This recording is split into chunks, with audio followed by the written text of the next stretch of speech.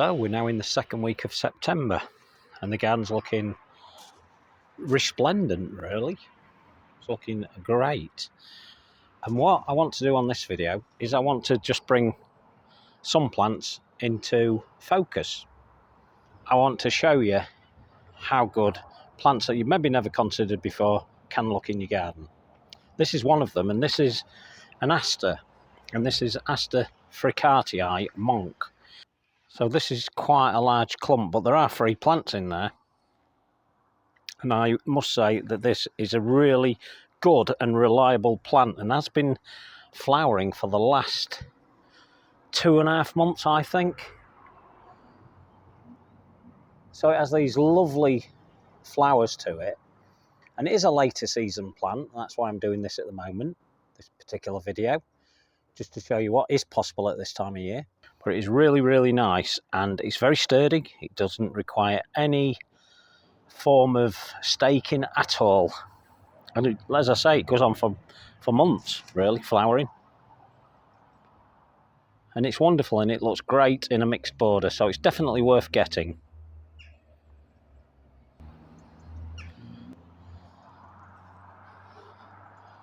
Now this is a Helianthus, and it's an Helianthus called Cape Nook Star. And I think it's absolutely brilliant. It is a perennial sunflower. Can you believe? A perennial sunflower. Yes, they do exist, and this is one of them. And this is, again, in my opinion, one of the best. I tend to only go for good growing and reliable plants. I'm not interested in plants that might be okay. I always go with plants that are tried and tested.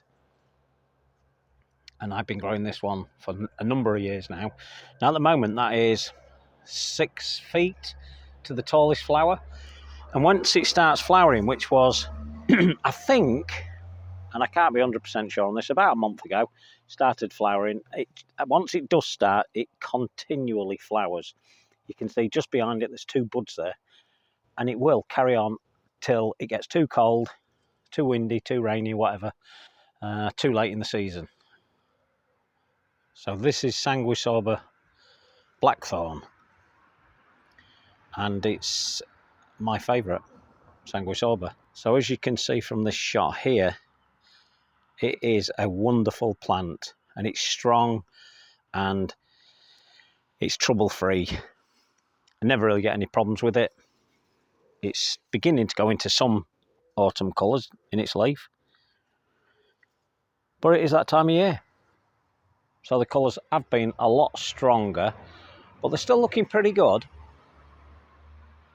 And I just love the look of this. And again, it goes great in a mixed border. So that flower height at the moment is about 5 foot. And I think that's pretty much the height of it. And I can't see it getting any taller than that. And it makes a lovely clump. So year on year, that clump will get bigger. And eventually you may have to intervene and dig out the clump, or if you've got a big enough garden, just leave it. That's what I intend to do. You see, what I do with plants like this, and although this is an in focus plant and I don't want to talk about anything else, I try to give certain bits of advice, and one bit of advice I'd give you is leave the plant alone for 2 or 3 years, let it settle in, let it do what it needs to do, and then if it needs splitting, because you'd like to keep it in the same area, then do that. Split it, keep it in the same area. And over time, you can produce lots more plants, and then they're not going to cost you an arm and a leg.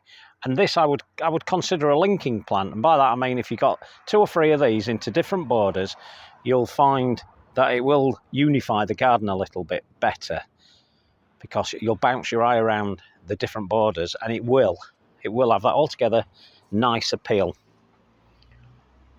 So that's a really nice Sanguisorba to have. Sanguisorba Blackthorn.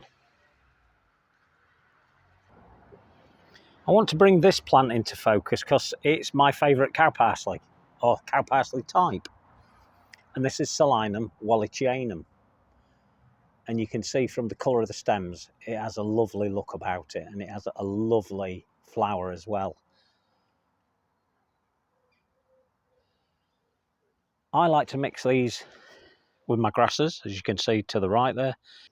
This particular one could have done with being a little bit further away from where it is at the moment, and I will address that next year. In fact, what I'm actually going to be doing is I'm going to be splitting the eupatorium, taking some of that away, so that'll give that Selinum a good chance and a better chance next year. Now, I'd say that's 3 foot, maybe 3.5 foot, and it has this seed head like that at the moment. Now, that one developed a bit strangely, actually. It never really came to much, but I can see it's seeding now, and this plant should seed true for you. I like those reddy purple stems that they have. It just really goes nice, and especially with this lacy look on the leaves. It's wonderful. I mean, you can see from that how nice that looks. And this, you can have this all over the garden, and that's what I intend to do. I've bought 2 more of these plants now. They're not in flower this year, and they won't be in flower this year either. But I love it. But I'm hoping to collect the seeds myself and grow some from seed from this, because it's easy to do and it saves you a fortune. Here's one of the other ones that I bought, and that's obviously still just in leaf. And then there's another one over here. So I'll place them around, but I really need loads more of this plant because I absolutely love it.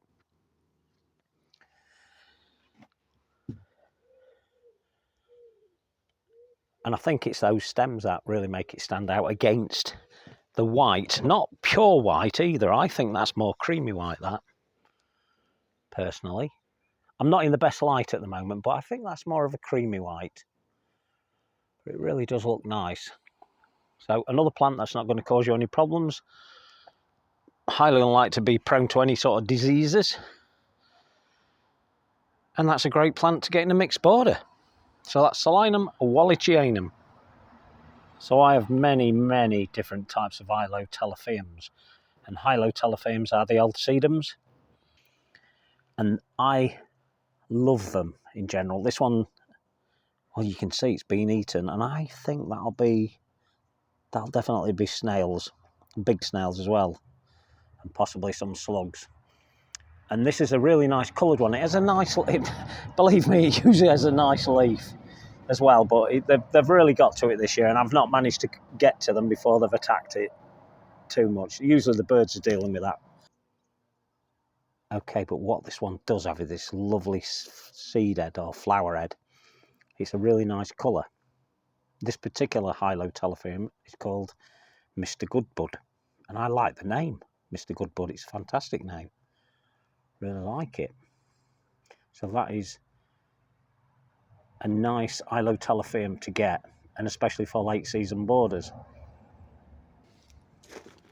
So this time of year we tend to have a lot of yellow flowers going on, and you can't avoid them either, especially in my garden.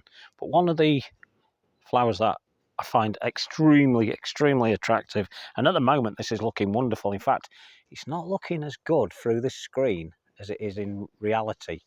The real colour of this one is more of a golden sort of yellow. I don't know why it's doing that on the actual screen, because the reality of this plant is it's way better than that. See if we can dull it down a bit.